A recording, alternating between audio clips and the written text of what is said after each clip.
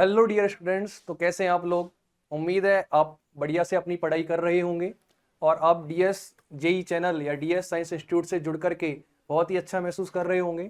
हमारे वेक्टर की सीरीज में एक लेक्चर हम ऑलरेडी पढ़ चुके थे, जहां पर हमने वेक्टर के बेसिक टाइप्स के बारे में पढ़ा कि वेक्टर होता क्या है, कितने टाइप का होता है, कैसे वेक्टर्स के बीच में एंगल कैलकुलेट करते हैं और किस तरह हम वेक्टर का मैग्नीट्यूड कैलकुलेट करते हैं, उससे रिलेटेड प्रॉब्लम्स को सॉल्व करते हैं।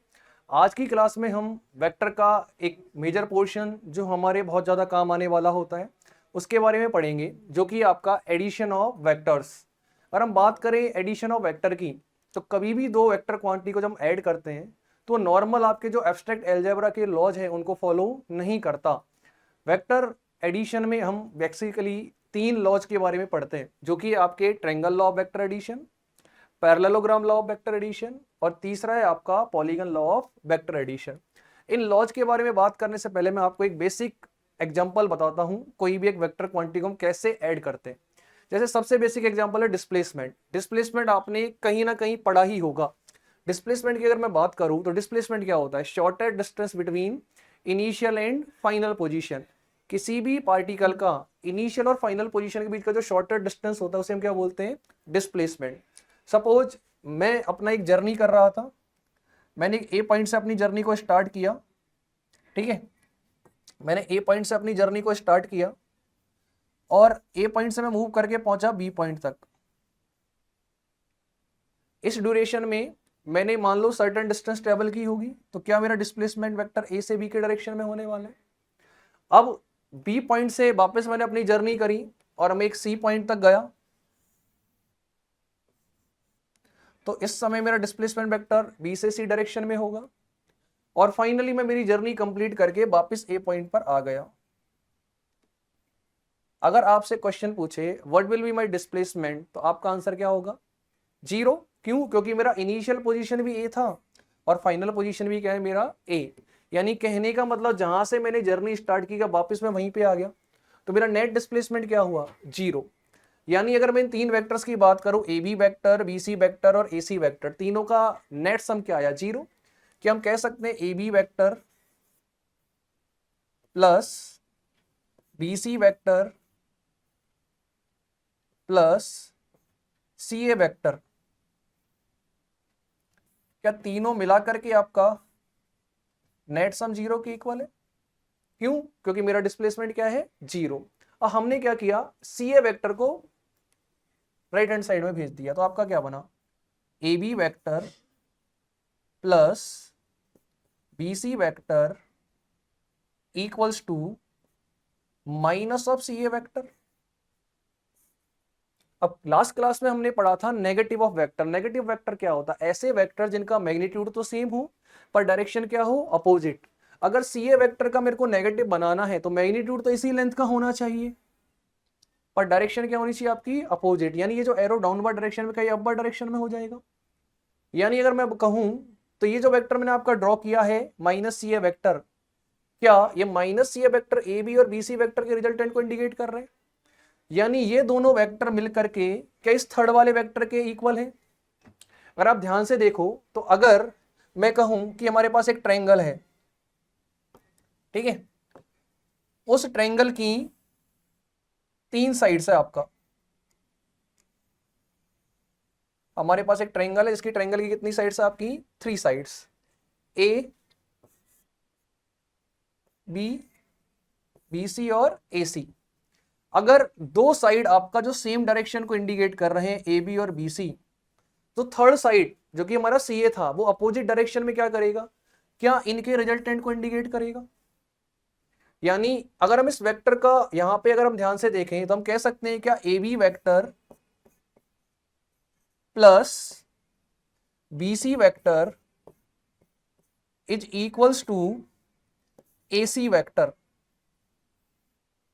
Is equals to A C vector.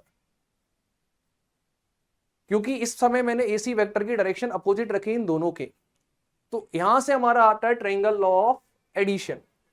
Triangle of addition क्या कहता है? अगर कोई भी दो वेक्टर किसी ट्रायंगल की दो साइड को रिप्रेजेंट कर रहे हैं इन अ सेम ऑर्डर, जैसे कि ए बी और बी सी के सेम ऑर्डर में है, ये एक ही डायरेक्शन में एंटी क्लॉकवाइज, सेम ऑर्डर में अगर ये दो वेक्टर्स को रिप्रेजेंट कर रहे हैं तो थर्ड आपका जो लाइन होगा इन अपोजिट ऑर्डर वो क्या बताएगा इनके रिजल्टेंट को। यही आपका triangle law of vector addition.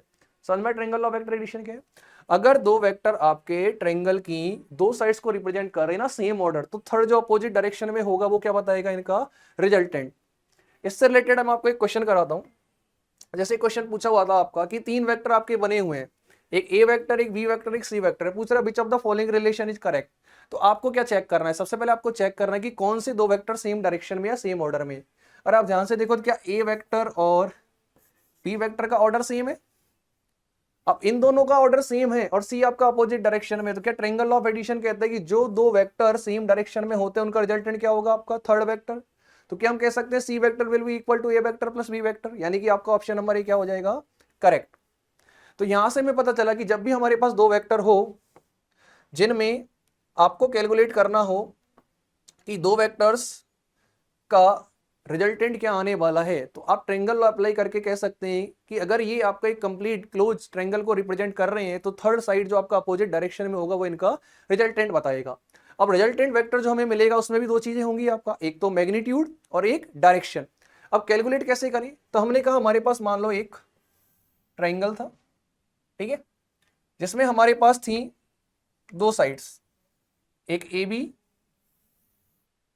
और एक बी सी, ठीक है। मान लेते हैं कि ये हमारे पास एक ट्रायंगल है, ये एक वेक्टर है जहां पर आपके दो साइड्स हमें मिले, एक तो ए बी और एक B C. A B side represent करते हैं मान लेते हैं पी वेक्टर से और बी सी को रिप्रेजेंट करा मैंने क्यू वेक्टर से। अब हमसे क्वेश्चन पूछ रहा है what will be the resultant of P and Q.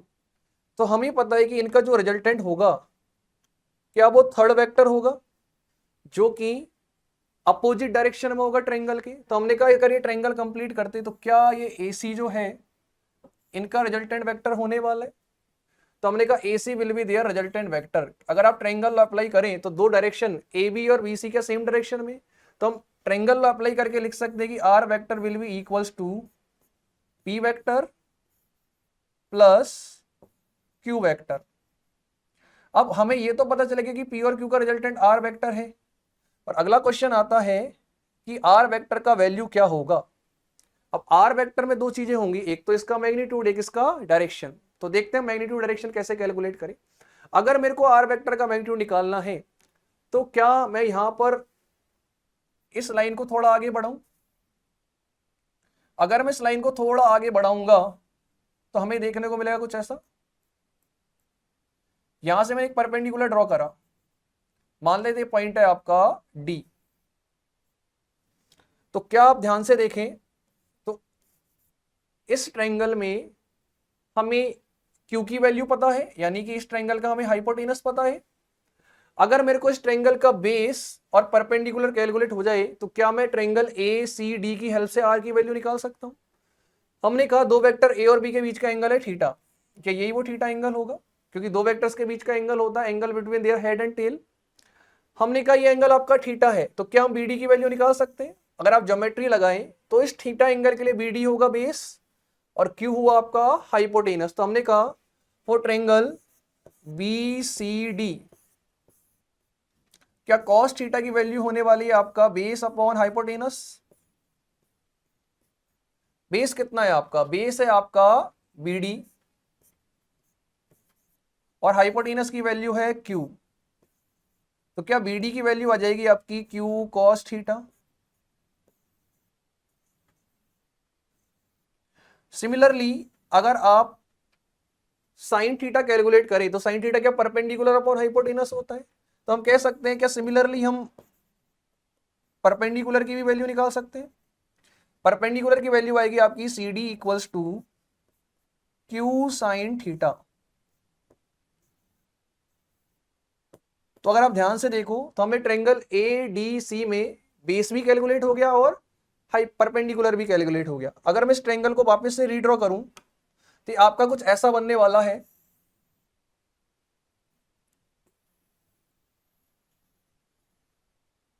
जहां पर आप ध्यान से देखें तो ये पॉइंट है आपका ए ये है आपका B, ये है आपका D और ये है आपका C। AB था आपका P, हमने BD की वैल्यू कैलकुलेट करी, क्या है आपका Q cos थीटा, परपेंडिकुलर है आपका Q sin थीटा, AC की वैल्यू है आपका रिजल्टेंट R, और रिजल्टेंट A से कितना एंगल बना रहा, P वेक्टर से अल्फा। अब इस क्वेश्चन में हमसे पूछा what will be the value of R, क्या हम निकाल सकते हैं? और अब इस ट्रायंगल को ध्यान से देखें तो AD हो जाएगा आपका बेस, CD हो जाएगा आपका परपेंडिकुलर, और AC है आपका हाइपोटेनस। तो क्या हम यूज कर सकते हैं Pythagoras theorem?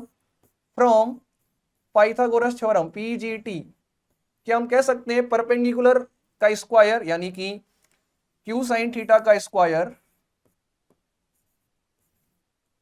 Plus base, base क्या आपका कंप्लीट हो जाने वाला है, बेस होगा आपका P plus Q cos theta का होल स्क्वायर इक्वल्स टू क्या, हाइपोटेनस या रिजल्टेंट का होल स्क्वायर। और आप इसको सॉल्व करें तो ये बनेगा आपका Q square sine square theta plus, क्या इसको ओपन करें A प्लस बी का होल स्क्वायर, ये बनेगा आपका A square plus B square, B यानी कि Q cos थीटा का whole square, Q square cos square theta plus 2AB cos theta equals to R square. अब अगर ध्यान से देखें तो क्या यहाँ पे Q स्क्वायर कॉमन आ रहा है, Q स्क्वायर कॉमन आएगा तो ये बनेगा आपका sine square theta plus cos square theta, और sine square theta plus cos square theta की वैल्यू कितनी होती है 1, तो ये बना आपका P square plus Q square plus 2PQ cos theta, किसके इक्वल आया आपका, क्या ये आया रिजल्टेंट के स्क्वायर के इक्वल। तो क्या यहां से रिजल्टेंट का मैग्नीट्यूड निकल सकता है, ये आएगा आपका square root of P square plus Q square plus 2PQ cos theta. तो कभी भी दो वेक्टर्स का आपको वेक्टर सम करना हो तो उनका रिजल्टेंट का मैग्नीट्यूड किसके इक्वल होगा, P square plus Q square plus 2PQ cos theta, जहां पे P और Q उनका मैग्नीट्यूड और थीटा होगा उन दो वेक्टर्स के बीच का एंगल। अब इसी क्वेश्चन में हमसे पूछा है डायरेक्शन क्या होगा रिजल्टेंट का, तो क्या रिजल्टेंट आपका P वेक्टर से अल्फा एंगल पे है। और अब ध्यान से देखें ज्योमेट्री से तो क्या हम टेन अल्फा निकाल सकते हैं, टेन थीटा होता है आपका परपेंडिकुलर अपॉन बेस, यानी टेन अल्फा, टेन अल्फा क्या आपका direction of resultant from P vector किसके इक्वल होगा आपका, क्या परपेंडिकुलर अपॉन बेस, यानी परपेंडिकुलर हुआ आपका Q sine theta upon base क्या हो जाएगा आपका P plus Q cos theta. क्या आपने डायरेक्शन निकाल ली, यह है डायरेक्शन किसकी, रिजल्टेंट की, किसके साथ, फ्रॉम P वेक्टर। क्या ये फ्रॉम P वेक्टर आपका डायरेक्शन आया रिजल्टेंट का, क्या सिमिलरली Q वेक्टर के साथ भी निकाल सकते हैं। अभी हमने देखी दो चीजें, एक तो आया हमारा रिजल्टेंट का मैग्नीट्यूड, किसके इक्वल आया, रिजल्टेंट का मैग्नीट्यूड हमारा आया था square root of P square plus Q square plus 2PQ cos theta, और जो डायरेक्शन आया था रिजल्टेंट का, direction of R vector from P vector किसके इक्वल आया था, tan alpha equals to Q sine theta, tan alpha equals to Q sine theta upon P plus Q cos theta, क्या यही होगा। अच्छा मान लो क्वेश्चन कहे कि हमें डायरेक्शन बतानी है R वेक्टर की फ्रॉम Q वेक्टर, अगर आपको Q वेक्टर के साथ डायरेक्शन बतानी है तो आपको क्या करना है, बस P और Q को इंटरचेंज करना है, यानी हम बोले R वेक्टर का डायरेक्शन फ्रॉम Q वेक्टर तो किसके इक्वल होगा, टेन बीटा इक्वल्स टू, बस P की जगह पे Q हो जाएगा, Q की जगह पे P हो जाएगा, यानी कि P sign theta upon Q plus P cos theta. क्या इस तरह से हम किन्हीं भी दो वेक्टर्स के बीच का एडिशन करने पे मैग्नीट्यूड और डायरेक्शन निकाल सकते हैं। ठीक है, तो ये फॉर्मूले हमें याद रखने होते हैं वेक्टर एडिशन के लिए। अब इससे रिलेटेड कुछ क्वेश्चंस हम करते हैं। ठीक है, जैसे कि आपका क्वेश्चन है कि दो फोर्स है जिनका मैग्नीट्यूड कितना दे रखा आपका 3 न्यूटन एंड 4 न्यूटन।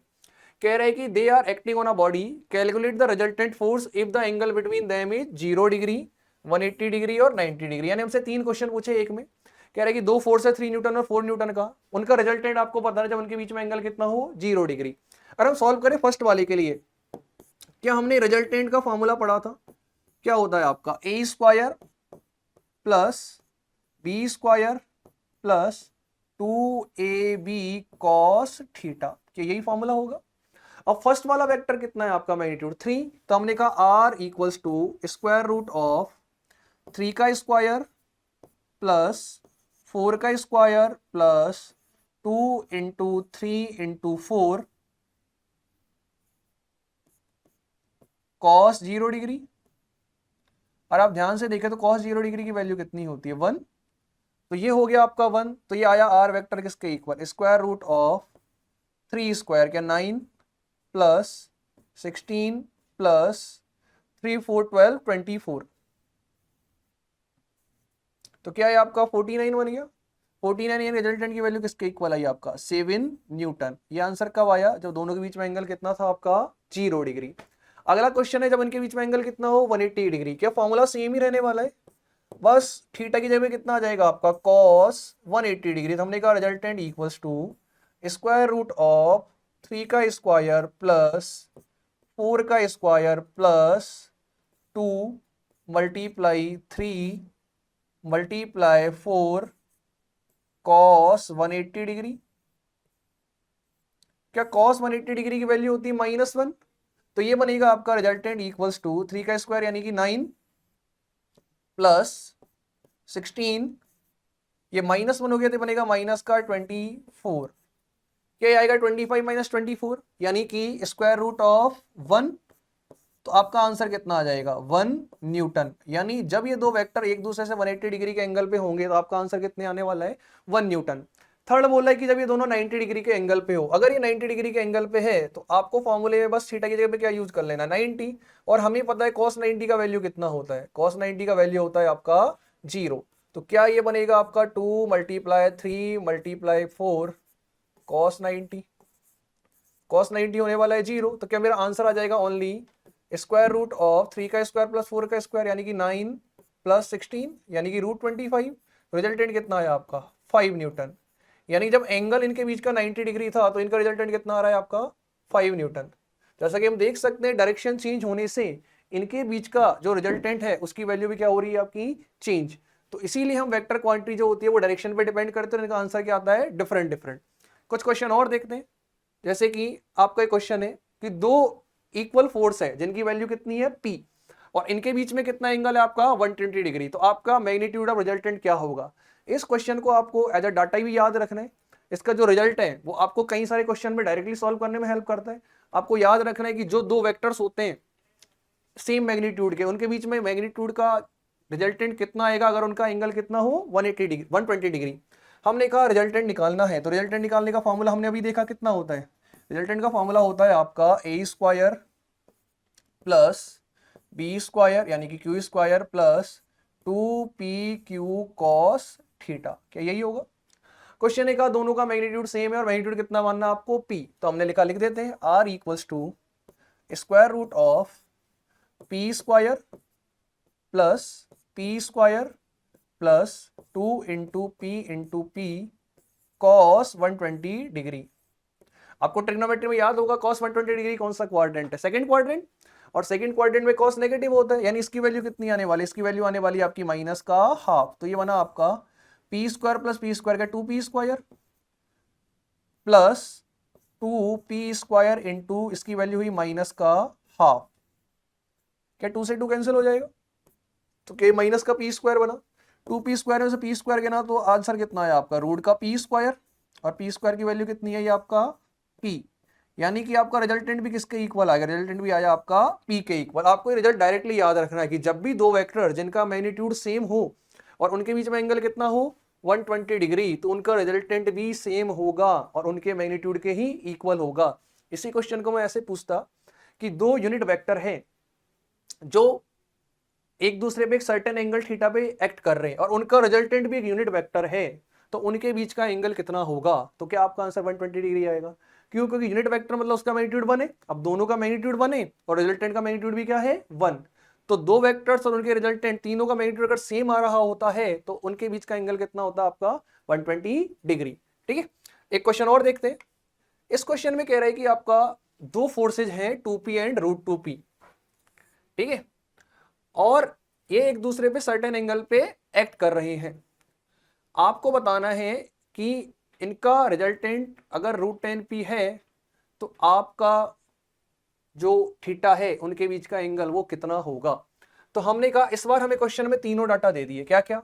दोनों फोर्स दे दिए, एक तो आपको 2p और √2p, ठीक है, और जो रिजल्टेंट है उसकी वैल्यू कितनी दे दी आपको? √10p। हमसे पूछा है what will be the force, sorry what will be the angle. तो हमने कहा resultant equals to square root of p square plus q square plus 2pq cos theta की, यही फॉर्मूला देखा था हमने। p यानी फर्स्ट वाला वेक्टर कितना है आपका? अच्छा, इस क्वेश्चन में रिजल्टेंट की वैल्यू कितनी दे रखी है आपकी? रिजल्टेंट दे रखा है आपका √10p, तो हमने कहा √10p इक्वल p यानी फर्स्ट वाला वेक्टर कितना आपका? 2p, तो 2p का whole square plus second vector आपका √2p, तो √2p का होल स्क्वायर प्लस 2a यानी कि 2p, b है आपका √2p cos थीटा। इसको और सॉल्व करें, आपको फर्दर सॉल्व करना है तो आपका ये बनेगा आपका √10p equal square root of 2 का स्क्वायर हुआ 4 यानी कि 4p स्क्वायर प्लस √2 का स्क्वायर हुआ 2p स्क्वायर प्लस 2 जब 4 √2p स्क्वायर cos थीटा। अगर हमें cos थीटा निकालना तो स्क्वायर रूट हटाना पड़ेगा, तो क्या दोनों साइड स्क्वायर करना पड़ेगा?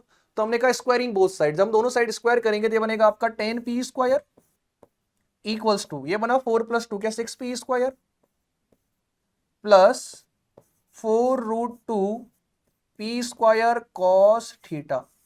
क्या p स्क्वायर सब में कॉमन आ रहा है?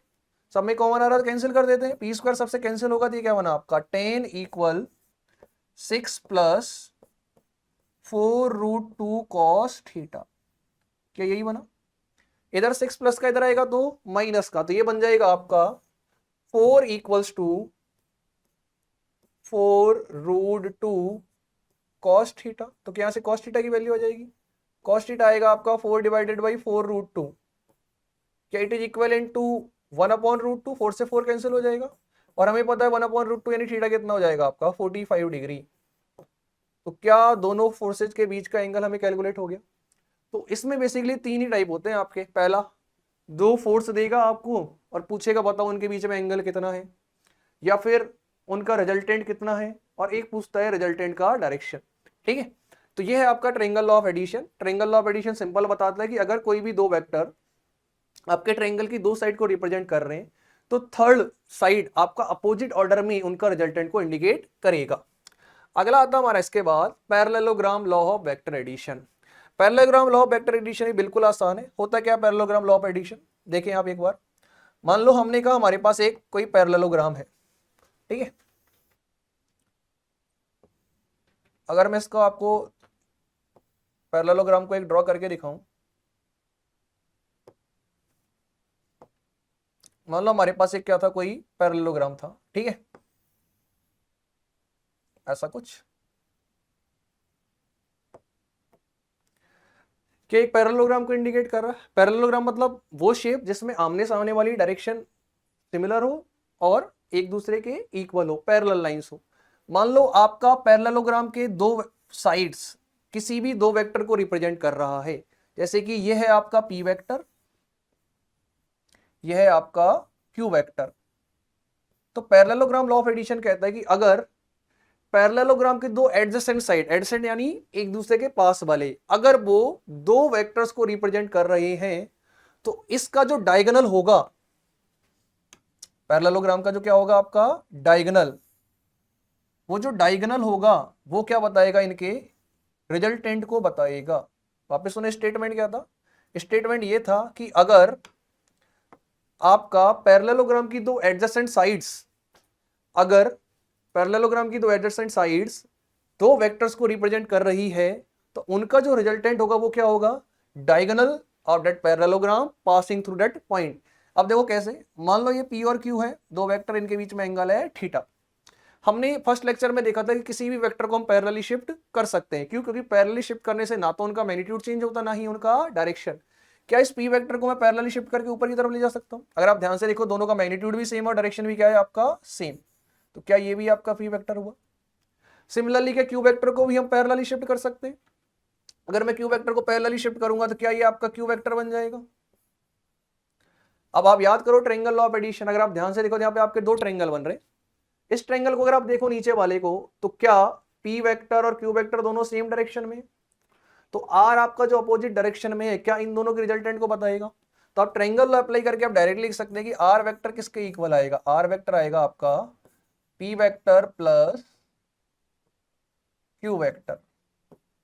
और यही तो हम कह रहे थे कि अगर पैरेललोग्राम की दो एडजेसेंट साइड्स आपके किसी भी वेक्टर्स को रिप्रेजेंट कर रही है तो उनका रिजल्टेंट क्या होगा? उनका डायगोनल जो उस पॉइंट से पास करता है। अब इसमें भी सेम आपसे दो चीज पूछ सकता, एक तो इसका मैग्नीट्यूड कितना होगा रिजल्टेंट का, एक क्या होगा इसका डायरेक्शन। अगर आप ध्यान से देखो तो लास्ट टाइम हमने यही किया था, यहां से हमने एक परपेंडिकुलर ड्रॉ करा था। हमने कहा था ये एंगल थीटा है क्योंकि दोनों एंगल सेम है। आपको अगर ध्यान हो, अभी हमने ट्रायंगल ऑफ एडिशन में सेम प्रोसेस रिपीट किया कि नीचे वाला Q cos थीटा बनेगा, ये Q sin थीटा बनेगा। तो क्या यहां से हम R की वैल्यू निकाल सकते हैं? R की वैल्यू किसके इक्वल आएगी? R की वैल्यू आएगी similar to square root of P square plus Q square plus 2PQ cos theta. ठीक है। और जहां पे थीटा क्या होता है आपका? Angle between P and Q, और P और Q हो जाएंगे आपके उन वेक्टर्स का मैग्नीट्यूड। क्या सिमिलरली डायरेक्शन भी निकाल सकते हैं? मान लेते हैं अल्फा R जो है आपका अल्फा एंगल बना रहा है फ्रॉम P वेक्टर। अगर आपको ध्यान हो तो हमने अभी देखा था टेन अल्फा का फॉर्मूला क्या आया था? टेन अल्फा का फॉर्मूला आया था आपका Q sin theta upon P plus Q cos theta. क्या ये वो एंगल अल्फा था जो कोई भी रिजल्टेंट किसके साथ बना रहा था आपका? P वेक्टर के साथ। सिमिलरली अगर Q वेक्टर के साथ बनाना है तो हमने बोला था टेन बीटा, और टेन बीटा कैलकुलेट करने के लिए हम क्या करते थे? हम P और Q को इंटरचेंज कर देते थे। क्या ये बनेगा आपका P sign theta upon Q plus P cos theta? क्या यही होने वाला है? तो आप ध्यान से देखो तो फॉर्मूले ट्रायंगल लॉ ऑफ एडिशन के और पैरेललोग्राम लॉ ऑफ एडिशन के बिल्कुल सेम है। बस आपको स्टेटमेंट ध्यान रखना है। वो स्टेटमेंट था ट्रायंगल लॉ का कि अगर ट्रायंगल की दो साइड सेम ऑर्डर में रिप्रेजेंट कर रही है वेक्टर्स को, तो थर्ड वाला जो अपोजिट ऑर्डर में होता है क्या उनका रिजल्टेंट बताते हैं। और पैरेललोग्राम लॉ कहता है कि अगर दो वेक्टर्स पैरेललोग्राम की दो एडजेसेंट साइड्स को रिप्रेजेंट कर रहे हैं तो उनका जो डायगोनल उस पॉइंट से पास करेगा वो क्या बताएगा? उनका रिजल्टेंट। ठीक है। इसके कई सारे केसेस होते हैं, जैसे मान लो दोनों वेक्टर्स के बीच में क्या हो? एंगल 0 डिग्री, यानी दोनों पैरेलल हो। अभी हमने क्वेश्चन करे थे तीन, मैंने आपको क्वेश्चन कराए थे 0 डिग्री, 90 डिग्री और 180 डिग्री का। आप इनको डायरेक्ट रिजल्ट भी याद रख सकते हैं। कैसे? जैसे फर्स्ट वाला है कि भाई हमने कहा दो वेक्टर्स के एक दूसरे के पैरेलल, अगर वो पैरेलल है तो उनके बीच में एंगल कितना होने वाला है? 0 डिग्री। तो आपका इस केस में रिजल्टेंट पूछेगा तो रिजल्टेंट आप डायरेक्टली याद रख सकते हैं। रिजल्टेंट क्या होगा? फर्स्ट वेक्टर का स्क्वायर प्लस सेकेंड वेक्टर का square plus 2PQ cos theta. क्या cos 0 डिग्री? cos 0 डिग्री की वैल्यू कितनी होती है? 1। तो ये बना आपका square root of P square plus Q square plus 2PQ, क्यों cos 0 तो 1 हो गया। क्या अगर आप ध्यान से देखें तो क्या ये आपका P प्लस Q का होल स्क्वायर दिखाई दे रहा है? तो क्या मैं इसको लिख सकता हूं R vector equals to square root of P plus Q का होल स्क्वायर। स्क्वायर रूट से स्क्वायर कैंसिल हो जाएगा तो रिजल्टेंट का वैल्यू कितना आएगा? P plus Q। यानी अगर दो वेक्टर्स एक दूसरे के पैरेलल है तो क्या आप उनको डायरेक्टली ऐड कर सकते हैं? मैंने कहा 3 मीटर नॉर्थ में चला, 4 मीटर और नॉर्थ में चला, टोटल कितना चला? 7 मीटर। क्यों? क्योंकि दोनों डायरेक्शन क्या है? सेम। क्या इनका डायरेक्शन भी निकाल सकते हैं? Tan alpha. टेन अल्फा का फॉर्मूला हमने पढ़ा था क्या? Q sine theta upon P plus Q cos theta. क्या यही पढ़ा था हमने फॉर्मूला? अगर आप ध्यान से देखें तो क्या इनके बीच में एंगल 0 है, तो ऊपर बनेगा आपका Q sin 0 डिग्री, और sin 0 डिग्री की वैल्यू कितनी होती है 0, तो डिवाइड में कुछ भी हो तो आंसर कितना आना है आपका 0, तो अल्फा की वैल्यू भी कितनी आएगी 0 डिग्री, यानी रिजल्टेंट भी कितना एंगल बनाने वाला आपका P से 0 डिग्री। अगर दूसरा केस देखें हम, दूसरा केस आता है आपका जब दो वेक्टर एक दूसरे के साथ क्या हो एंटी पैरेलल हो, एंटी पैरेलल मतलब अपोजिट डायरेक्शन में हो, जैसे इधर 10 चल रहा है इधर 5 चल रहा हो, तो हमें पता है जब अपोजिट डायरेक्शन होता है क्या माइनस कर लेते हैं। एक बार हम फॉर्मूले से प्रूव भी कर लेते हैं कि भैया अगर आपका अपोजिट डायरेक्शन में हो एंटी पैरेलल हो तो क्या करना है। क्या रिजल्टेंट का फॉर्मूला होता है आपका P square plus Q square plus 2pq cos theta, या थीटा यहाँ पे 180 डिग्री आ जाएगा, कॉस 180 की वैल्यू होती है -1, तो ये बनेगा आपका resultant equals to square root of P square plus Q square -2pq। क्या आप ध्यान से देखें तो ये p माइनस क्यू का होल स्क्वायर बन रहा है, ये बना आपका square root of p minus Q का होल स्क्वायर। फिर से सिमिलरली स्क्वायर से स्क्वायर रूट हट जाएगा तो आंसर कितना है आपका p माइनस क्यू, यानी जब अपोजिट डायरेक्शन में होते हैं तो आपका रिजल्टेंट कितना आता है p माइनस क्यू। और अगर आप डायरेक्शन देखें तो क्या डायरेक्शन भी आप निकाल सकते हैं, डायरेक्शन के लिए आपको साइन 180 वैल्यू रखनी है, और फिर सिमिलरली साइन 180 मतलब p tan alpha equals to, direction आप निकालना चाहो तो लिख सकते हैं q sine theta upon p plus Q cos theta. ठीक है, अगर हम ध्यान से देखें तो यहां पर आपका इस बार एंगल कितना हो जाएगा, इस बार एंगल की वैल्यू रखनी पड़ेगी आपको 180 डिग्री, आप 180 डिग्री रखोगे तो आप आंसर निकाल सकते हैं। अब इसमें भी आपका आंसर आएगा, दो चीजें आने की प्रोबेबिलिटी होती है, क्या भाई इसमें डिपेंड करता है किसका मैग्नीट्यूड ज्यादा, अगर p का मैग्नीट्यूड q से ज्यादा है तो resultant will be in the direction of p, will be in the direction of p, तो अगर वो p की डायरेक्शन में होगा तो उससे एंगल कितना बनाने वाला है 0 डिग्री। लेकिन अगर आपका q ग्रेटर देन p है, इसका मतलब रिजल्टेंट किसके डायरेक्शन में होगा q में, तो उस केस में आपका एंगल कितना बनेगा 180 डिग्री। ठीक है, अगला केस आता है जब दो वेक्टर एक दूसरे क्या हो परपेंडिकुलर हो, अगर वो परपेंडिकुलर है तो क्या उनके बीच में एंगल 90 डिग्री होने वाला है, तो इस केस में आपका रिजल्टेंट कितना होगा, रिजल्टेंट होता है आपका same square root of P square plus Q square plus 2pq cos theta. क्या कॉस 90 लेंगे, कॉस 90 की वैल्यू कितनी होती है आपकी 0, अब कॉस 90 0 तो ये वाला टर्म तो आपका डायरेक्टली 0 हो गया, तो आपका आंसर कितना है resultant equals to square root of P square plus Q square. क्या यहां से हम रिजल्टेंट की वैल्यू कैलकुलेट कर सकते हैं, डायरेक्शन भी आप निकाल सकते हो, अगर पूछे पी के साथ कितना बना तो टर्म बोल सकते हैं tan alpha equals to Q sine theta upon P plus Q cos theta. Theta है आपका 90 डिग्री, तो ये बनेगा आपका Q sine 90 degree divided by P plus Q cos 90 degree. क्या कॉस 90 0 होता है और साइन 90 1, तो आपका tan अल्फा का फॉर्मूला कितना आया, tan अल्फा आया आपका q अपॉन p। क्या इस तरह से हम दो वेक्टर्स जो एक दूसरे के परपेंडिकुलर हो गया उनका रिजल्टेंट निकाल सकते हैं। आप डायरेक्टली एज फॉर्मूला भी याद रख सकते हैं कि square root of P square plus Q square. Recently अभी जो आपका नीट 2025 का पेपर आया था उसमें सेम क्वेश्चन रिपीट किया था उन्होंने इसी फॉर्मूले पे, उन्होंने कहा था कि एक मास है जो 2 kg का मास था, उस पर दो फोर्स लग रहे थे, एक तो 6 न्यूटन और एक 8 न्यूटन, दोनों परपेंडिकुलर थे। अगर दोनों परपेंडिकुलर होंगे तो क्या उनका रिजल्टेंट निकाल सकते हो, 6 का स्क्वायर प्लस 8 का स्क्वायर, तो रिजल्टेंट आ रहा था आपका 10 न्यूटन। और फिर उसने पूछा था कि भैया एक्सेलरेशन कितना होगा, तो हम बता देते हैं बराबर एम है तो क्या एक्सेलरेशन की वैल्यू निकाल लेते हैं। डायरेक्शन ही पूछी तो डायरेक्शन भी आप निकाल सकते हो, tan alpha equals to Q upon P. अगला जो एक रिजल्ट है जो आपको बहुत अच्छे से याद रखना है, जो आपको कई सारे कैलकुलेशंस को आसानी से करने में हेल्प करेगा, वो है आपका रिजल्टेंट की वैल्यू जब दो वेक्टर किसी भी एंगल थीटा पे एक्ट कर रहे हो लेकिन उनका मैग्नीट्यूड क्या हो सेम। अगर उनका मैग्नीट्यूड सेम है तो रिजल्टेंट कितना होगा, हमें पता है रिजल्टेंट का फॉर्मूला क्या होता है, फर्स्ट वेक्टर का स्क्वायर प्लस सेकेंड वेक्टर का square plus 2pq cos theta. Question का उनका मैग्नीट्यूड सेम है तो क्या मैं ऐसा लिख सकता हूं r equals to square root of P square plus 2pp cos theta. और आप ध्यान से देखें तो क्या यहाँ पे आगे 2p² बन रहा है। अगर मैं इसमें 2p² कॉमन लूँ तो ये बनेगा आपका 2p² into 1 plus cos theta.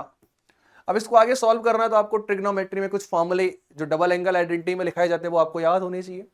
आपका एक फॉर्मूला होता है cos 2 थीटा का, अगर आपको याद हो तो 2 cos स्क्वायर थीटा माइनस 1। क्या यहां से हम इसको सिमिलर रिलेट बना सकते हैं? ये माइनस इधर आएगा तो क्या प्लस बनेगा, तो ये बनेगा आपका 1 plus cos 2 theta equals to 2 cos square theta. और आप इन दोनों को कंपेयर करें, बस एक डिफरेंस है, यहाँ पे थीटा है और यहाँ पे 2 थीटा है। तो क्या 1 plus cos 2 theta 2 cos square theta है, तो 1 प्लस कॉस थीटा की जगह मैं लिख सकता हूँ R equals to square root of 2p² into 2 cos square theta by 2। समझ में आया हमने क्या किया? हमने लिखा 2 कॉस स्क्वायर थीटा बाई 2। क्यों? क्योंकि थीटा है, यहाँ पे 2 थीटा का थीटा आता तो थीटा का थीटा बाई 2। क्या आप रिजल्टेंट हम निकाल सकते हैं? देखो 2 और 2 4, 4 का स्क्वायर रूट 2, p² का p और cos स्क्वायर का cos थीटा बाय 2। तो जब भी दो वेक्टर किसी सर्टेन एंगल पे एक्ट कर रहे हो तो उनका रिजल्टेंट कितना आएगा आपका 2p cos थीटा बाय 2। ये आपको डायरेक्टली क्वेश्चन हेल्प करने में, सॉल्व करने में हेल्प करेंगे। मान लो मैंने कहा 10 न्यूटन के दो फोर्स हैं, ये भी 10 न्यूटन, ये भी 10 न्यूटन, दोनों 60 डिग्री पे एक्ट कर रहे हैं, तो क्या आप डायरेक्टली आंसर बता सकते हो कितना? हम बोलेंगे रिजल्टेंट आएगा आपका 2p cos थीटा बाई 2, यानी कि 2 इंटू 10 cos, क्या 60 का हाफ 30 डिग्री, cos 30 की वैल्यू कितनी होती है √3/2, तो 2 इंटू 10 इंटू √3/2, क्या 2 से 2 कैंसिल हुआ, तो हमारा आंसर कितना आया 10√3। तो क्या हम डायरेक्टली भी सॉल्व कर सकते हैं अगर हमें रिजल्ट याद है?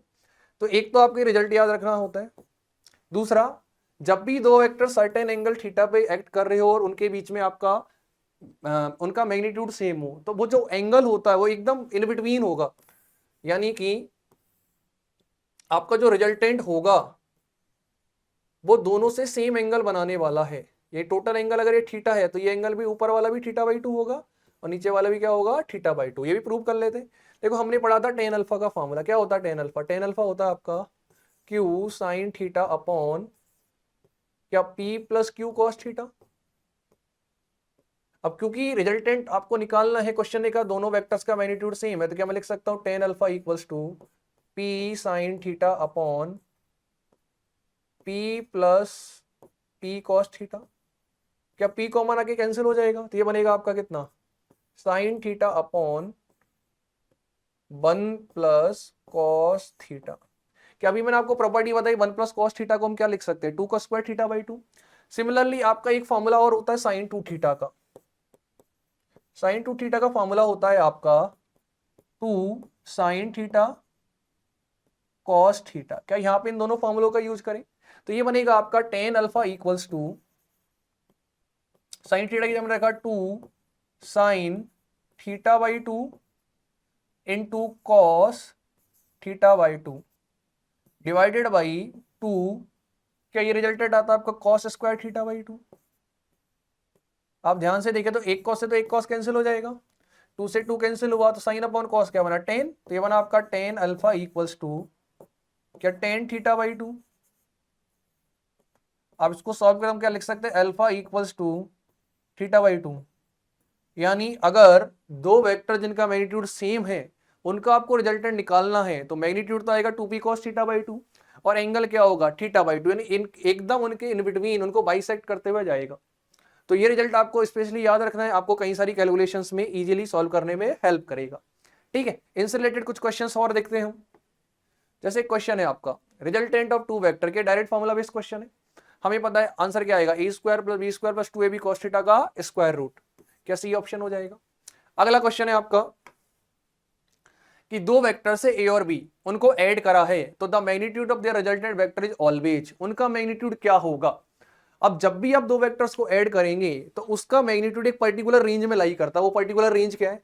इनका जो मैक्सिमम आंसर आ सकता है ना वो कब आ सकता है? जब दोनों वेक्टर सेम डायरेक्शन में हो, और वो जो मैक्सिमम आंसर होता है वो होता है आपका a प्लस बी।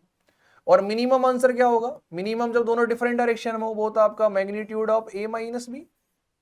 हो सकता है magnitude of A plus B. अब इस क्वेश्चन में आपसे बोला है कि इनका मैग्नीट्यूड इज ऑलवेज, एक बात बताओ, मैक्सिमम वैल्यू ए प्लस बी आ सकती है, तो जो भी आंसर आएगा वो क्या ए प्लस बी से कम ही आने वाला है। अब ऑप्शन देखो, पहला कहता equal to A plus B, नहीं ऑलवेज नहीं होता, तब होता है जब सेम डायरेक्शन में होते। अगला कह रहा less than A plus B, हाँ ए प्लस बी से लेस तो होगा ही होगा। Greater than A plus B possible ही नहीं है greater than A plus B होना। लास्ट कह रहा not greater than A plus B, हाँ ये भी सही कह रहा, लेकिन ऑलवेज अगर हम बोले तो ऑलवेज के हिसाब से आंसर क्या हो जाएगा आपका, less than A plus B, हमेशा less than A plus B आएगा। मैक्सिमम से मैक्सिमम क्या आ सकता है आपका, equal to A plus B, यानी अगर ज्यादा एक्यूरेट ऑप्शन अगर इसमें देना था तो वो दे सकते थे कि less than A plus B, less than और equal to A plus B, पर इन ऑप्शंस के हिसाब से हम करेक्ट कर सकते हैं हमारा ऑप्शन नंबर बी। अगला क्वेश्चन है आपका कि दो पार्टिकल है जिन पे फोर्स लग रहे हैं 4 न्यूटन और 3 Newton, what is the net force on the particle if it is simultaneously acted upon by. अब बोल रहा है इनका नेट फोर्स क्या होने वाला है। अभी मैंने देखा कि इनका मैक्सिमम आंसर क्या आ सकता है, मैक्सिमम आ सकता है ए प्लस बी यानी कि 4 + 3 तो 7, और मिनिमम क्या आ सकता है दोनों का डिफरेंस, क्या 4 - 3 यानी कि 1। तो आपका जो भी आंसर आएगा वो 7 से 1 के बिटवीन आने वाला है, तो हमारा आंसर क्या हो जाएगा, बिटवीन 7 न्यूटन एंड 1 न्यूटन। ठीक है, अगला क्वेश्चन अगर हम देखें, the resultant of two vectors at right angle is 5 newton. दो वेक्टर है जो किस पे हैं आपके, राइट एंगल, यानी उनके बीच में एंगल है 90 डिग्री, उनका रिजल्टेंट कितना आ रहा है आपका 5 न्यूटन। और कह रहा है कि अगर उनके बीच में एंगल 120 डिग्री है तो रिजल्टेंट कितना आएगा आपका √13। तो उन वेक्टर्स का मैग्नीट्यूड क्या होगा, क्या सॉल्व करें इस क्वेश्चन को। इस क्वेश्चन में आपको दो कंडीशंस दे रखी है। सबसे पहला कि भैया उनके बीच में राइट एंगल, हमने कहा वो वेक्टर है ए और बी। आपको भी मैंने आपको फॉर्मूला दिखाया था थर्ड केस कि अगर उनके बीच में राइट एंगल हो तो क्या उनका रिजल्टेंट आता है √A² + B²। क्या ये क्वेश्चन में मेरे को गिवन है 5 न्यूटन। अगर इसको सॉल्व करूं इसको तो हम बोल सकते हैं क्या स्क्वायर रूट हटाने के लिए स्क्वायर करा तो A² + B² की वैल्यू किसके इक्वल आएगी, क्या 25 न्यूटन के इक्वल आने वाली है। यानी मैं कह सकता हूं वो जो दो फोर्स होंगे उनका स्क्वायर रूट आने वाला है 25 न्यूटन। अगला हमें बोला है कंडीशन, सेकंड कंडीशन क्या दी है, सेकंड कंडीशन बोली है कि अगर उनके बीच में एंगल 120 डिग्री है तो आंसर कितना आ जाए √13। हमने कहा देखते हैं भैया 120 डिग्री, हमने कहा फिर से फॉर्मूला लगाया A² + B² + 2AB cos 120 degree equals to क्या √13। फिर से आपको सॉल्व करना है, स्क्वायर रूट हटाना पड़ेगा, हमने कहा स्क्वायरिंग बोथ साइड, ये बना आपका A² + B²। क्या cos 120 -½ होता है तो ये बनेगा आपका माइनस का AB इक्वल्स टू 13। आप ध्यान से देखें तो मैं इसको इक्वेशन अगर 1 बोलूं तो A² + B² की वैल्यू कितनी है 25, तो ये बना आपका 25 - AB इक्वल्स टू 13। तो क्या AB की वैल्यू निकाल सकते हो आप यहां से, AB की वैल्यू आएगी आपकी 12, यानी दो वेक्टर जिनको मल्टीप्लाई करें उनका आंसर कितना आना है 12, यानी ऐसे दो वेक्टर जिनका स्क्वायर है 25, सेकंड है 12। क्या आपको दो कंडीशन मिल गई। अब अगर ऑप्शंस होते तो हम डायरेक्टली देख के बता सकते हैं, वैसे भी आपको देख के पता चला कि 4 और 3 की बात हो रही है, पर अब सॉल्व कैसे करें। तो हमने कहा क्या हम A + B का होल स्क्वायर निकाल सकते हैं। A + B का होल स्क्वायर किसके इक्वल होगा आपका A² + B² + 2AB। क्या ये सारा डाटा हमें पता है, A² + B² है 25, AB है आपका 12, तो 2 × 12 का 24, क्या ये 49 आया। तो क्या यहां से A + B की वैल्यू निकाल सकते हो आप, A + B की वैल्यू आएगी 7 न्यूटन, यानी ऐसे दो वेक्टर जिनका एडिशन तो क्या हो 7। क्या सिमिलरली A - B का होल स्क्वायर भी निकाल सकते हो आप। A - B का होल स्क्वायर कितना होगा, A² + B² - 2AB, यानी ये होने वाला आपका 25 - 24, क्या इक्वल्स टू 1। तो A - B का आंसर कितना आया, A - B का आंसर आया आपका 1 न्यूटन आया। आप दोनों इक्वेशंस को सॉल्व करें तो क्या हम A और B की वैल्यू निकाल सकते हैं। A आएगा आपका 4 न्यूटन और B आएगा आपका 3 न्यूटन, यानी ऐसे दो फोर्सेज आपके 4 और 3 जिनको हम 90 डिग्री एंगल पे रखें तो आपका आंसर कितना आता है 5, और अगर आप इन्हें रखें 120 डिग्री पे तो आपका आंसर कितना आएगा √13। ठीक है, तो अगला क्वेश्चन करते हैं हम ऐसा ही सेम टाइप का। क्वेश्चन है आपका कि दो unit vector, the unit vector parallel to resultant of vector A and B. दो वेक्टर दे रखे ए और बी, आपको बताना है यूनिट वेक्टर जो इनके रिजल्टेंट के क्या हो, पैरेलल हो। अब हमें पैरेलल निकालना है, तो हमने कहा सबसे पहले क्या इनका रिजल्टेंट निकालें। तो रिजल्टेंट का फॉर्मूला क्या होता है, रिजल्टेंट होता है आपका आर वेक्टर इक्वल्स टू क्या A vector plus B vector. A vector दे रखा है आपका कितना, 4i cap plus 3j cap plus 6k cap. B vector कितना दे रखा है आपका, -i कैप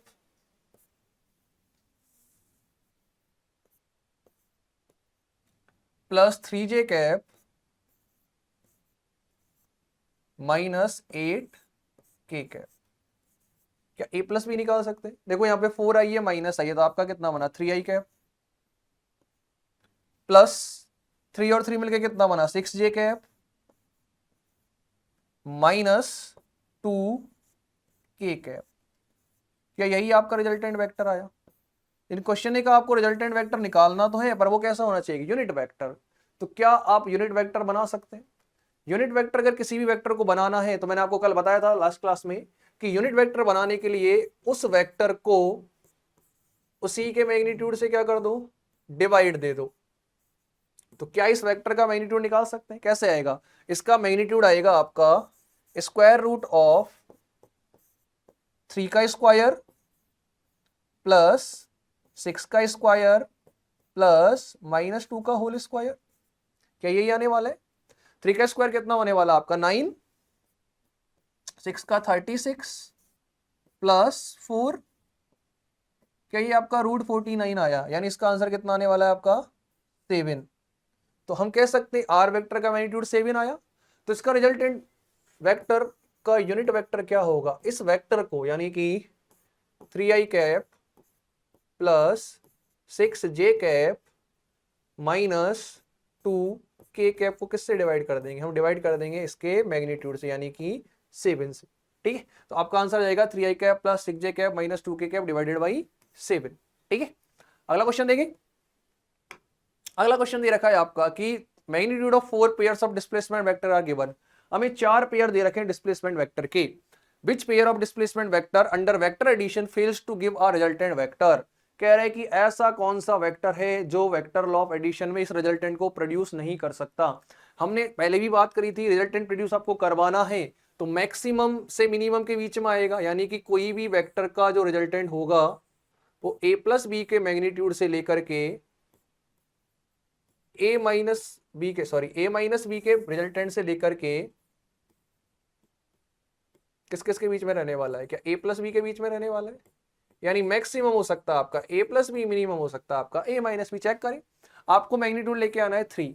अच्छा 7 और 2 का डिफरेंस कितना होता है 5, मैक्सिमम 9, यानी इसका आंसर 5 से 9 के बीच में आने वाला है।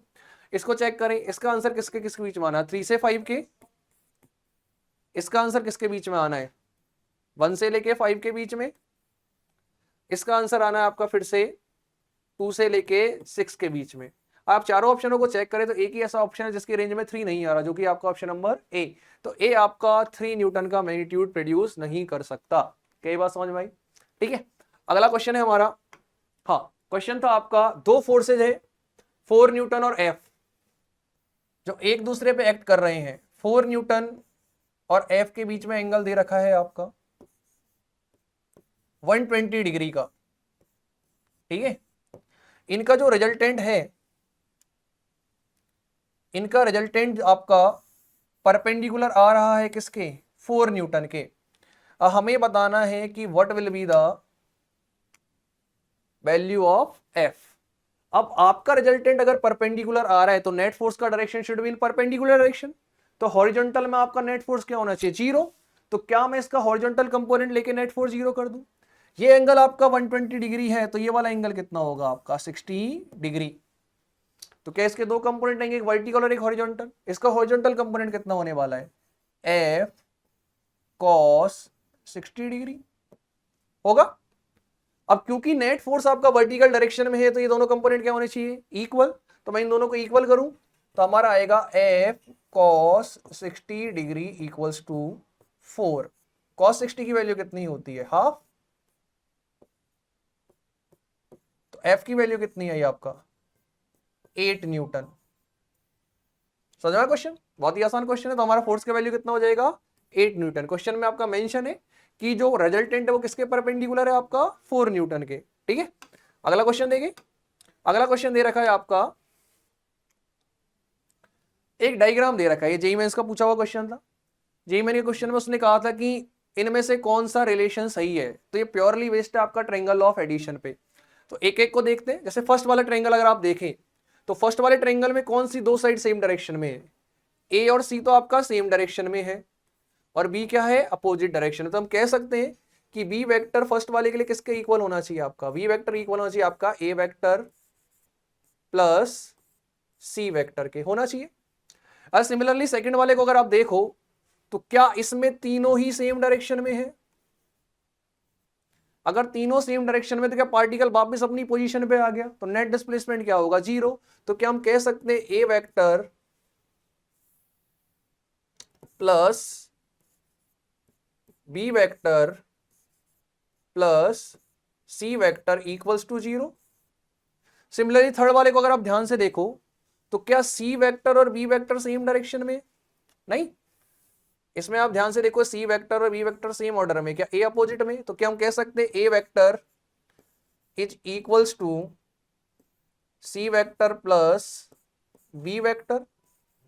और जो लास्ट वाला ऑप्शन है उसमें आपका कौन कौन सेम डायरेक्शन में, ए और बी, यानी इसके लिए होगा आपका C vector equals to A vector plus B vector.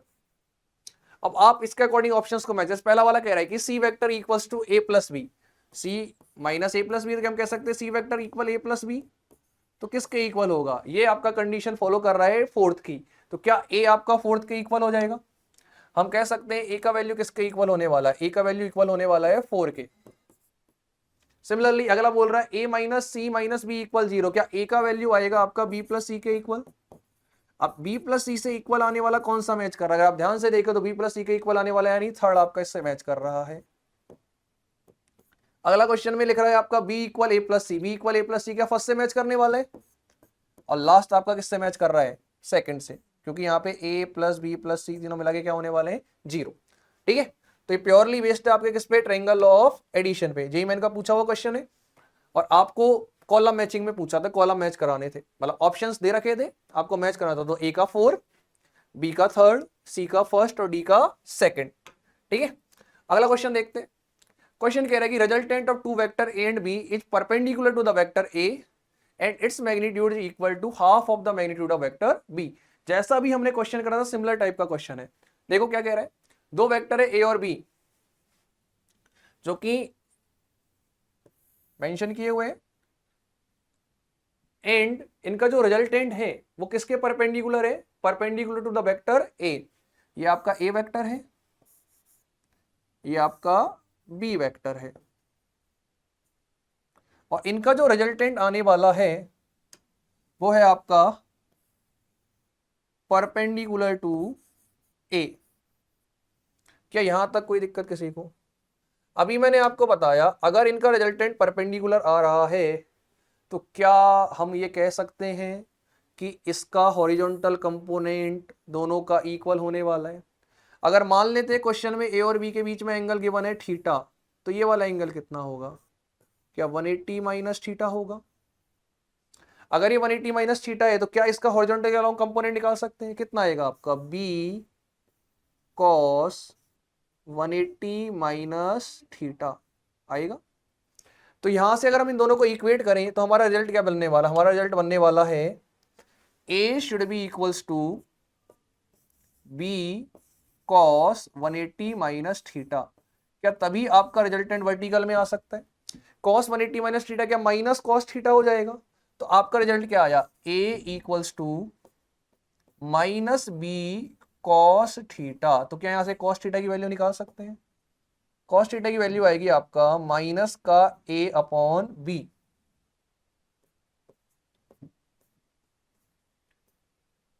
कि यही मेरा कॉस थीटा आने वाला है, यानी कॉस थीटा इक्वल माइनस ए अपॉन बी के लिए आपका ये वेक्टर आपका रिजल्टेंट के रिजल्टेंट आपका ए वेक्टर के क्या होने वाला है, परपेंडिकुलर। अब हमें बोला है कि भैया इस थीटा की वैल्यू बताओ, तो उसने एक डाटा और बोला है क्या कि its magnitude is equal to half of the magnitude of vector B, यानी रिजल्टेंट का जो मैग्नीट्यूड है वो बी के मैग्नीट्यूड के हाफ है। तो अपन लिख लेते हैं, हमने कहा resultant equals to square root of A square plus B square plus 2ab cos theta.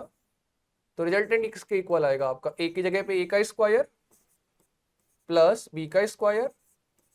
क्या आपका क्वेश्चन में अभी हमने कैलकुलेट किया था थीटा का वैल्यू, कितना है थीटा का value, plus 2ab cos theta आया मेरा माइनस का ए अपॉन बी। क्या बी से बी कैंसिल हो जाएगा, तो ये बनेगा आपका resultant equals to square root of B square, ये ए स्क्वायर प्लस का माइनस का 2a स्क्वायर, तो B square minus A square. क्या यही रिजल्टेंट आने वाला है। और आपका जो रिजल्टेंट का मैग्नीट्यूड है वो किसके इक्वल है, half of the magnitude of vector B, vector B के मैग्नीट्यूड के हाफ के। तो क्या मैं लिख सकता हूं b upon 2 equals to square root of B square minus A square. क्या स्क्वायरिंग बोथ साइड, आप दोनों साइड स्क्वायर करेंगे तो क्या बनेगा आपका B square upon 4 equals to B square minus A square. आप इसको सॉल्व करेंगे तो ए स्क्वायर किसके इक्वल आने वाला, ए स्क्वायर आएगा आपका इधर आ जाएगा B square minus B square upon 4। क्या ये आने वाला है 3b स्क्वायर अपॉन 4 के इक्वल, यानी ए की वैल्यू किसके इक्वल आने वाली है, रूट 3b अपॉन 2। क्या यही होने वाला है। क्या इस वैल्यू को मैं यहां पे cos थीटा में यूज कर सकता हूं, तो ये क्या बनेगा आपका cos theta equals to minus of A की जगह पे कितना वैल्यू यूज करना है, root 3b upon 2 divided by B. क्या बी से बी कैंसिल हो जाएगा, तो वैल्यू कितनी है आपका माइनस का root 3 upon 2, minus root 3 upon 2 क्या सेकंड क्वाड्रेंट है, सेकंड क्वाड्रेंट में cos नेगेटिव होता है। अब ऑप्शन है आपका 120 150, हमें पता है cos 120 होता है हाफ, तो 150 की वैल्यू कितनी होती है माइनस रूट 3 अपॉन 2, तो थीटा कितना आ जाएगा आपका 150 डिग्री। आ समझो क्वेश्चन। सबसे पहले हमने कंडीशन सेटिस्फाई करेगी भाई परपेंडिकुलर होने के लिए cos theta should be equals to minus a upon b। उसने एक डाटा और दिया था मैग्नीट्यूड वेक्टर बी के हाफ है, तो हमने वेक्टर बी के हाफ सॉल्व करके ए और बी में कंडीशन निकाला, तो हमें मिला दो इक्वेशन मिल चुका, हमें दो अननोन था तो हमारा आंसर आ गया। ठीक है, अगला क्वेश्चन देखें आपका। अगला क्वेश्चन भी जेईई मेंस का क्वेश्चन है, पूछा हुआ क्वेश्चन है। दो फोर्स है पी और क्यू जिनका मैग्नीट्यूड कितना दे रखा है 2f and 3f, they are acting at an angle theta with each other. If the force q is doubled then their resultant also gets doubled then the angle theta h। दो force दे रखे हैं आपको कितने कितने 2f और 3f जो कि theta angle पे एक्ट कर रहे हैं। क्या इनका हम रिजल्टेंट निकाले, हमने कहा रिजल्टेंट का फॉर्मूला क्या होता है, रिजल्टेंट का फॉर्मूला होता है आपका फर्स्ट वेक्टर का स्क्वायर यानी कि 2f का स्क्वायर प्लस सेकंड वेक्टर कितना आपका 3f का स्क्वायर प्लस 2 प्लस 2 ए कितना है आपका 2f, बी की वैल्यू कितनी है आपकी 3f cos थीटा। क्या यही आने वाला है। इसको आप और सॉल्व करेंगे रिजल्टेंट किसके इक्वल आएगा, resultant equals to square root of 4f square plus 9f square plus 3 2 जा 6 6 2 जा 12 f स्क्वायर cos थीटा। मैं दोनों साइड स्क्वायर करूं तो रिजल्टेंट कितना आएगा R square equals to 4f square plus 9f square, total कितना हो जाएगा आपका 13f square plus 12f square cos theta. क्या यही मेरा इक्वेशन नंबर 1 होने वाला है। ठीक है, पहला डाटा मेरे को यही मिला। अगला मेरे से क्या बोला क्वेश्चन ने, अगला मेरे से कहा है कि अब मैंने क्या किया फोर्स क्यू को डबल कर दिया, यानी कि 3f की जगह कितना f कर दिया मैंने 6f। अब आपने क्यू को कर दिया है डबल, जब क्यू को आपने डबल किया है तो आगे क्या कह रहे हैं then the resultant also get double, तो आर भी क्या हो गया आपका डबल, यानी क्यू को डबल करने पे आर डबल हो गया। तो क्या नया इक्वेशन बनाई, नया इक्वेशन बनने वाला रिजल्टेंट, न्यू रिजल्टेंट जो आने वाला है आपका क्या वो डबल आएगा। पहली बात तो किसके इक्वल आया स्क्वायर रूट ऑफ पी कितना है आपका 2f का स्क्वायर प्लस क्या यहाँ पे 6f लेने वाले हैं डबल कर दिया तो प्लस 2ab कॉस थीटा, क्या यही आने वाला है?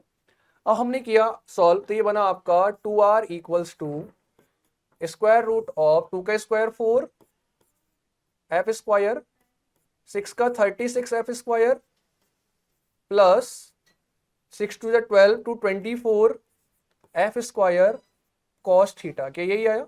दोनों साइड स्क्वायर करेंगे, ये बनेगा आपका 4 R square equals to 4 F square plus 36 F square का टोटल 40 एफ स्क्वायर हो जाएगा, 40 F square plus 24 F square cos theta, क्या यही आने वाला है? ठीक है, अब यहां पे हम इक्वेशन नंबर 1 से आर स्क्वायर की वैल्यू लिख सकते हैं। आर स्क्वायर कितना दिया था आपका 13 एफ स्क्वायर, तो हमने लिखा 13 एफ स्क्वायर का 4 टाइम्स यानी कि क्या 52 एफ स्क्वायर प्लस 12 को 4 से मल्टीप्लाई किया, क्या 48 F square cos theta. It should be equals to किसके 40 F square plus 24 F square cos theta. क्या सब में एफ स्क्वायर कॉमन आ रहा है, तो एफ स्क्वायर को कैंसिल कर सकते हैं इजीली, एफ स्क्वायर सबसे हटा देते हैं। ये बना आपका 52 और इधर 40, क्या नंबर एक साइड करें, वेरिएबल एक साइड करें, तो ये बना आपका 48 cos theta minus 24 cos theta should be equals to 40 minus 52, क्या यही बनने वाला है? तो ये बना आपका 24 cos theta equals to minus का 12, तो कॉस थीटा कितना आया आपका माइनस 12 अपॉन 24 यानी कि माइनस का हाफ। तो थीटा की वैल्यू कितनी है ये आपकी, थीटा आया आपका 120 डिग्री, यानी कि इस क्वेश्चन में आपके जो एंगल थीटा था उनके बीच में कितना हुआ 120 डिग्री। समझ में? पहले आपको क्वेश्चन ने कहा पी और क्यू के मैग्नीट्यूड दे रखे, उनका रिजल्टेंट क्या हमने निकाल लिया। क्वेश्चन ने कहा क्यू का डबल किया, तो क्या क्यू का हमने डबल किया, तो रिजल्टेंट भी आपका कितना हो गया डबल। फिर हमने सॉल्व किया, दोनों इक्वेशंस को सॉल्व करने हमने थीटा की वैल्यू क्या कर ली कैलकुलेट। ठीक है, अगला क्वेश्चन देखते हैं, सेम जेईई मेन का पूछा क्वेश्चन है वो भी। क्वेश्चन है आपका कि sum of two forces P and Q is R, दो फोर्स पी और क्यू का सम कितना है आर, कैसे कि R equals to P, then the angle theta that the resultant of 2p and q will make with q। भाई दो force है पी और क्यू जिनका रिजल्टेंट कितना आ रहा है आपका आर, तो हमने कहा रिजल्टेंट आर इक्वल्स टू क्या square root of P square plus Q square plus 2pq cos theta, यही होने वाला है। ठीक है, थीटा में बताया नहीं, आगे कहा उसने कि आर जो है वो पी के इक्वल है, तो क्या मैं इसको स्क्वायर करूं दोनों साइड, ये बनेगा आपका R square equals to P square plus Q square plus 2pq cos theta. क्या रिजल्टेंट पी के इक्वल है, तो क्या मैं यहां पर लिख सकता हूं रिजल्टेंट की जगह directly P square equals to this. देखो पी स्क्वायर से पी स्क्वायर कैंसिल हो जाएगा, तो हमारा रिजल्ट क्या बना Q square plus 2pq cos theta equals to 0, क्या यही बना। अगर मैं q कॉमन ले लूं तो ये बनेगा आपका कितना q plus 2p cos theta equal 0, तो क्या यहां से q plus 2p cos theta equals to 0 आ गया। यहां से दो रिजल्टेंट निकलते हैं इसके, या तो q इक्वल्स टू 0 या फिर q plus 2p cos theta should be equals to 0। ठीक है, आगे सॉल्व करें। आगे क्वेश्चन कह रहा है कि the angle theta that the resultant of 2p and q will make with q, यानी आपका एक वेक्टर है q, एक है 2p वेक्टर, इनका जो रिजल्टेंट होगा वो q से कितना एंगल बनाएगा, क्या यही पूछा है। मान लेते हैं अल्फा एंगल बना, तो हमें पता है formula tan alpha equals to q sine theta, q मतलब दूसरा वाला एंगल, तो यानी कि क्या 2p sine alpha sine theta जो एंगल हमें दे रखा है divided by p plus p यानी कि फर्स्ट वाला vector q plus 2p cos theta, यही होगा आपका एंगल।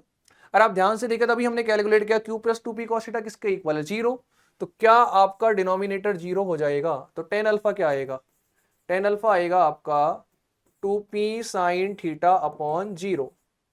अब किसी को भी 0 से डिवाइड करते क्या आएगा आपका इनफाइनाइट, तो अल्फा की वैल्यू कितनी है ये आपकी 90 डिग्री, यानी कि रिजल्टेंट आपका जो है वो कितना एंगल बनाने वाला है आपका 90 डिग्री। समझ में आया नहीं है? इस क्वेश्चन में थीटा बोला तो क्या एंगल थीटा आप बता देंगे 90 डिग्री बनाने वाला है। भाई हमें सबसे पहले उसने बोला था कि रिजल्टेंट पी के इक्वल है, तो क्या हमने यहाँ से कंडीशन निकाली। आगे उसने कहा कि आपका एंगल थीटा जो कौन बनाने वाला है, resultant of 2p and q with q। तो हमने कहा 2p और q का रिजल्टेंट r बना रहा है। तो आपका आंसर कितना आने वाला है, आपका आंसर आने वाला है साइन, आपका एंगल जो निकालने वाले हैं हमने कहा जो भी एंगल होता है क्या दूसरे वाले वेक्टर का साइन थीटा अपॉन फर्स्ट वाले vector plus second vector cos theta. तो क्या यहाँ से हमने फॉर्मूला यूज करके अल्फा की वैल्यू निकाल ली।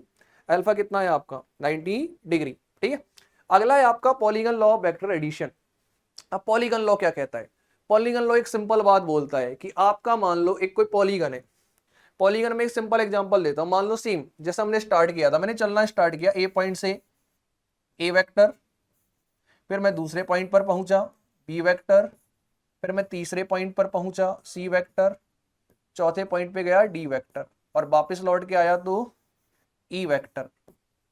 अच्छा इस केस में मेरा नेट रिजल्टेंट कितना होने वाला है, जीरो, क्योंकि क्लोज लूप बना है, वापस सारे आकर के जीरो बन गया। तो अगर मैं इसको लिखना चाहूं तो क्या मैं लिख सकता हूं A vector plus B vector plus C vector plus D vector plus E vector, क्या सारा मिलाकर के जीरो होने वाला है।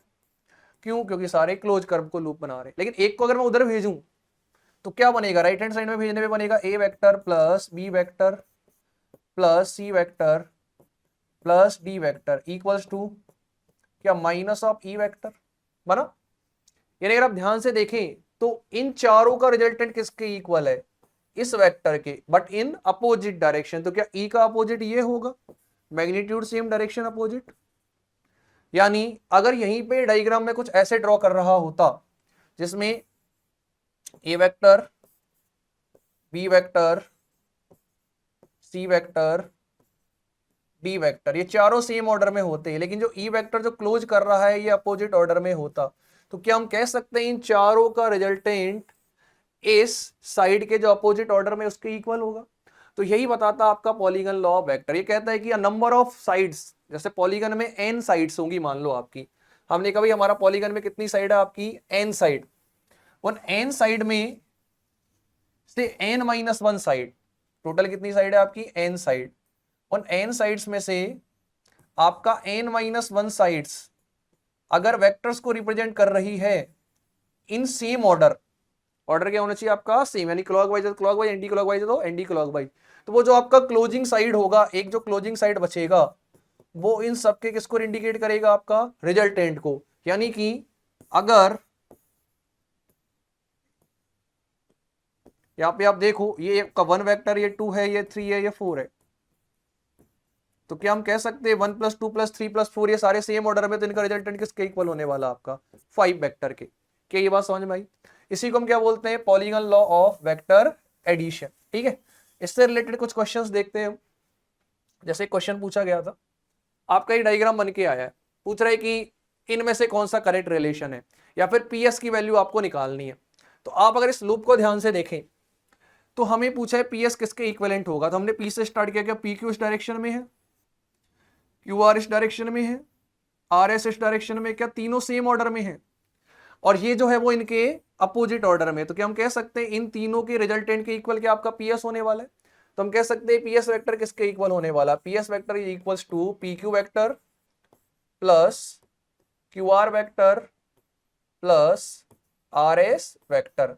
अब क्योंकि क्वेश्चन में हमें वैल्यू दे रखी है पी क्यू की ए, क्यू आर की बी और इसकी सी, तो क्या ये आपका इक्वल होने वाला है ए प्लस बी प्लस सी के। तो क्या हम यहां से पीएस वेक्टर की वैल्यू कैलकुलेट कर सकते हैं। ठीक है, एक दो छोटी छोटी बातें और बची हैं, जैसे एडिशन ऑफ 3 वेक्टर्स आपका जीरो होगा या नहीं होगा। कई बार क्वेश्चन पूछते से मैंने आपको कई सारे क्वेश्चन लिख के दिए कि किस पेयर का रिजल्टेंट आपका जीरो आ सकता है, किसका नहीं आ सकता। मान लो हमने रिजल्टेंट को डिफाइन करते हैं हम generally, resultant equals to A vector plus B vector, ये डिफाइन करते हैं। अगर तीनों वेक्टर्स में से एक आपका कोई जो सबसे बड़ा वेक्टर है या सबसे छोटा वेक्टर है, उनकी value magnitude of A minus B से लेकर के magnitude of A plus B के बीच में है, यानी कि तीन वेक्टर हमने लिखे R vector equal A plus B, अगर इसके बिटवीन उसकी वैल्यू है तब तो उनका आंसर 0 हो सकता है, अदरवाइज 0 नहीं हो सकता। ठीक है, जैसे फर्स्ट वाला ऑप्शन अगर आप चेक करो, 3 वेक्टर बोल रहे हैं 6, 8, 10, सबसे बड़ा वेक्टर कौन सा 10, क्या ये इन दोनों के समेशन से कम है, 14 से कम है, बोला हाँ कम है, तो क्या इनका रिजल्टेंट 0 आ सकता है, बिल्कुल आ सकता है। अगर सबसे छोटा वेक्टर है 6, क्या इन दोनों के डिफरेंस से ज्यादा है, बोला हाँ ज्यादा है, इसका मतलब यहां पे आपका 0 पॉसिबल है। अगला ऑप्शन चेक करें आप, सबसे बड़ा वेक्टर कितना आपका 31, क्या 20 प्लस 16 ऐड करेंगे 36, तो a प्लस बी से कम है, इसका मतलब यहां भी आपका पॉसिबल है। यहां चेक करें 10 प्लस 15 25 और ये कितना है 30, यानी ये दोनों एक साइड हो भी जाए ना सेम डायरेक्शन में, तब भी ये 0 नहीं हो सकता, मतलब यहां पे आपका वेक्टर 0 आना पॉसिबल नहीं है। ऑप्शन नंबर 4 चेक करें 10 15 22, क्या 22 सबसे बड़ा वेक्टर है, इन दोनों का समीशन पे 25 आ रहा है, यानी इनसे छोटा है, तो ये आपका 0 रिजल्टेंट दे सकता है।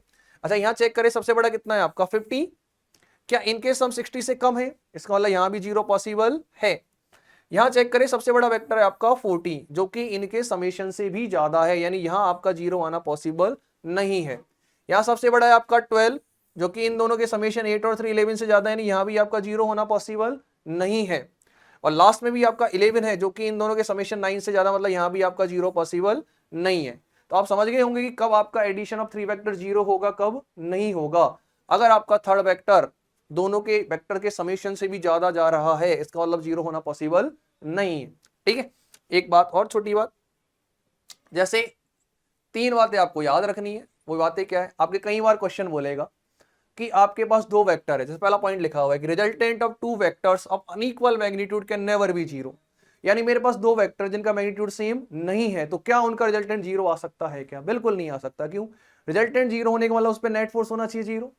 अब मान लो इधर कोई मेरे को 5 से खींच रहा है, इधर मेरे को कोई 3 से खींच रहा है, तो ऑब्वियस सी बात है इधर मैं 2 से जाने ही वाला हूं, कभी भी आंसर 0 आने वाला नहीं है। 0 कब आएगा, जब दोनों तरफ क्या हो सेम। तो पहला पॉइंट ये। दूसरा कह रहा है कि अगर आपके पास कुछ वेक्टर्स हैं अनइक्वल मैग्नीट्यूड के और वो सारे कोप्लेनर है, कोप्लेनर में हम एक लास्ट वाले लेक्चर में डिस्कस किए थे, ऐसे वेक्टर जो सेम प्लेन में होते, तो कितने मिनिमम वेक्टर्स रिक्वायर्ड होंगे 0 रिजल्टेंट के लिए। तो आपको याद रखना है मिनिमम कितने वेक्टर्स रिक्वायर्ड होंगे, 3 वेक्टर्स आपके रिक्वायर्ड होंगे कोप्लेनर में मिनिमम 0 रिजल्टेंट के लिए। और सिमिलरली अगर वो आपके कोप्लेनर ना होकर के वेक्टर इन स्पेस है या 3D वेक्टर्स है, तो आपको मिनिमम कितने वेक्टर्स लगेंगे, 4 वेक्टर्स लगेंगे 0 रिजल्टेंट प्रोड्यूस करने के लिए। ठीक है, तो उम्मीद है आज का लेक्चर आपको अच्छे से समझ में आया होगा। आज के लेक्चर में हमने क्या क्या डिस्कस किया, आज के लेक्चर में हमने बेसिकली पढ़ा था एडिशन ऑफ वेक्टर्स के बारे में। 3 रूल हमने पढ़े, triangle law of addition, parallelogram law of addition, और सबसे लास्ट में हमने पढ़ा polygon law of addition. Triangle law of addition simple बात बोलता है, ट्रायंगल की 2 साइड अगर सेम ऑर्डर में रिप्रेजेंट कर रही है वेक्टर्स को, तो थर्ड अपोजिट में क्या बताएगी उनका रिजल्टेंट। वहीं पैरेललोग्राम लॉ बोलता है कि अगर आपके 2 वेक्टर्स जो कि पैरेललोग्राम की तो एडजेसेंट साइड से रिप्रेजेंट हो रहे हैं, तो उनका जो डायगोनल उस पॉइंट से पास करेगा वो किसको बताएगा, उनके रिजल्टेंट को। पॉलीगन लॉ कहता है n नंबर ऑफ साइड्स है, n-1 होगी सेम ऑर्डर में, एक होगी अपोजिट ऑर्डर में, जो अपोजिट ऑर्डर में होगी वो क्या बताएगी उनका रिजल्टेंट। आपको 2 फॉर्मूले याद रखने, पहला रिजल्टेंट का, रिजल्टेंट होता है इक्वल्स टू फर्स्ट वेक्टर का स्क्वायर यानी कि P square plus Q square plus 2pq cos theta. वहीं एंगल होता है tan alpha equals to q sin theta upon p plus q cos theta. ये किसके साथ, जब आपका p वेक्टर के साथ एंगल निकालना हो, q के साथ निकालना है तो 2p sin theta upon q plus p cos theta. तो इन 3 फॉर्मूलों की हेल्प से हम कोई भी 2 वेक्टर्स के बीच का एडिशन कैलकुलेट कर सकते हैं। ठीक है, तो उम्मीद करता हूं आपको आज की क्लास समझ में आई होगी। आप इसी तरह हमारे साथ जुड़े रहें। अगले लेक्चर में हम डिस्कस करेंगे subtraction of vectors and component of vectors. ठीक है, थैंक यू, जय हिंद।